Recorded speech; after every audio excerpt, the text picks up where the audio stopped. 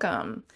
We are working on the garden of my dreams. So I'm calling this a kitchen garden because it's kind of close to the house and it's going to have basically everything that I'm going to reach for on a nearly daily basis, I guess is the explanation for that. I don't know. It's just because I want to call it that. So this white building here is my chicken coop, which probably isn't the best idea to be putting my kitchen garden right on my chicken coop, but you know what? We're just going to learn to coexist, okay? So we are starting by laying this greenhouse plastic, and we have Amish in our area, and my mom and I, who's in this video, we went and we kind of measured, and we ended up being able to get like one big giant piece to cover this. And we have the weirdest conversations, and you can tell. Like, I have this in ant mode and it's sped up pretty fast, but we end up talking about some pretty strange things while we work. But right now, we're just putting the staples in to kind of make this plastic stay down. And I found that using these staples that I get from the greenhouse supply with this really hold up. We have a lot of wind here in Ohio, so that stuff's really gonna want to blow away, and I haven't had any trouble. And I found also that once the sun hits that plastic, it does kind of tighten up and shrink a little bit too. So it looks kind of flappy right now, but now that I'm looking at it, it's really tightened up. So keep that in mind, especially when you're doing like the next layer and stuff, that you overlap it a little bit because it does shrink. But this particular day, we were just trying to get the grass covered and get the raised beds moved, because starting out, I put just a few raised beds to grow like my spring garlic. What does that even mean? My fall garlic that I never get planted, and it's spring garlic, these beds that I'm moving here. I always did garlic, onions, and then fall carrots after I harvest the onions. And what happened is they were against a fence, and the weeds, like we have 5-leaf ivy and some other kinds of things, took over. So we're just moving all the soil from that, and I'm going to put together a few more beds, but we're doing strawberries right now. I'm doing one bed of ever-bearing strawberries, which is strawberries I already had. So they were established, and we just ripped the beds apart, and I'm splitting them. And ever-bearing are pretty cool because they start in like June, and they just do not stop until like September, as long as you remember to water them.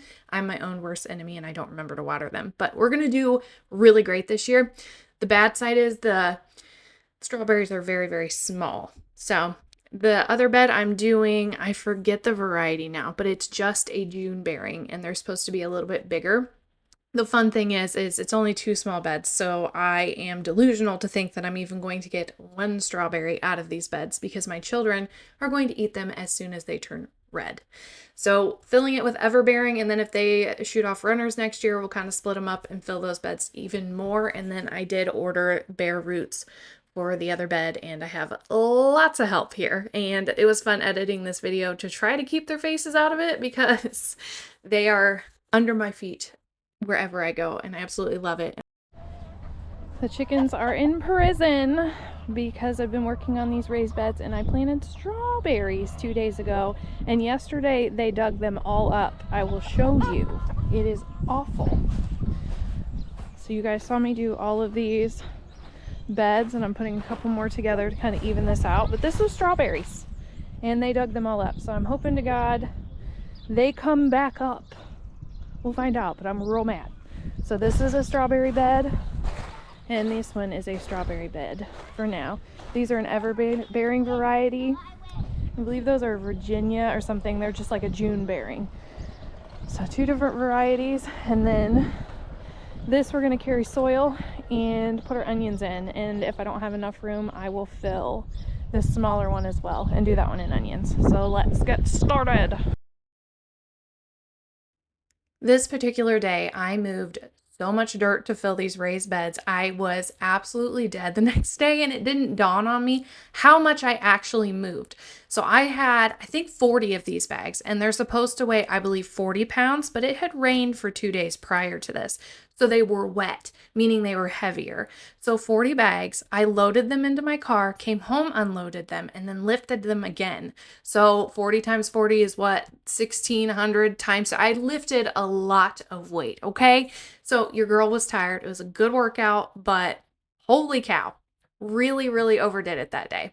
But the bad thing about raised beds is buying the soil. So I always tell people, like, you don't need raised beds to start a garden. Throw it in your yard, build upon it when you have the money or the means. But you do not need this.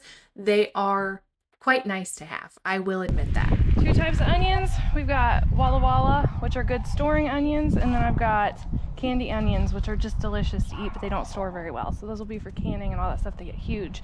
These stay smaller and tighter, so they store really good. So we're gonna see how far we get. And now we're gonna plant onions. I think a week ago, from shooting this video, we went to Berlin Seeds. I don't know if you guys live in Ohio or near-ish Amish country. It's kind of a jag for us, but it's actually a super cool store. But while we were there, I saw that they had onion starts. We didn't start any onions this year because I'm lazy. One of these years, I would like to winter sow them and see how it does. But I like growing candy onions. They do not store well at all. Like, you can't braid them, dry them, or hang them and store them. They will not keep. But they're great for eating and using in canning. They grow like huge bulbs and they're very sweet, very mild onions. So I'm going to plant these in here. I'm probably doing it wrong. I always tell people, like, don't follow me for gardening advice because I just do whatever I want to do, and sometimes it works out and sometimes it doesn't. But for me, I just throw the onions in there, kind of a somewhat orderly fashion, and keep them watered. And so far, they've done very, very, very well. So I did that, and then the other kind I grow is called Walla Walla onions. We usually start those from seed, but we just did not get it done this year, and that's fine. And we bought those at Berlin Seed too, and Walla Walla onions store very, very well. So I don't actually braid them like garlic. I don't know what the term is, but you dry them and then just kind of like tie them over one another. And then while they're hanging, you can just cut the onion off you need. I have not stored them that way since I have moved. I didn't have any good onions last year to store, and I ended up canning most of them because I just didn't want to deal with it. But I do have kind of a creepy sandstone cellar, so they should, I would say, store good. I just got to figure out how to do it because we do have like a little window down there and sunlight gets down there. So if light hits them, they're going to want to sprout. So I've got to figure that out because my potatoes were a whole mess down there. That was just a whole nother thing. But I'm hoping to be able to hang at least some of these Walla Wallas and store them that way, because I don't like buying onions from the store. They just do not taste as good as what you can grow at home. Now, when I grow onions, you have to keep them really weeded, and that's why I'm using raised beds, because they're kind of picky with that. And then raised beds, the dirt's looser, it's easier to spoon them, keep them trimmed, and keep them weeded and watered, and that's just why I'm doing this. That's the best way to grow onions, in my opinion. So this is part 1 of the kitchen garden. I should have the next parts out here in the next week or so, but this has been so fun, and it's been something I've dreamed of for quite a long time.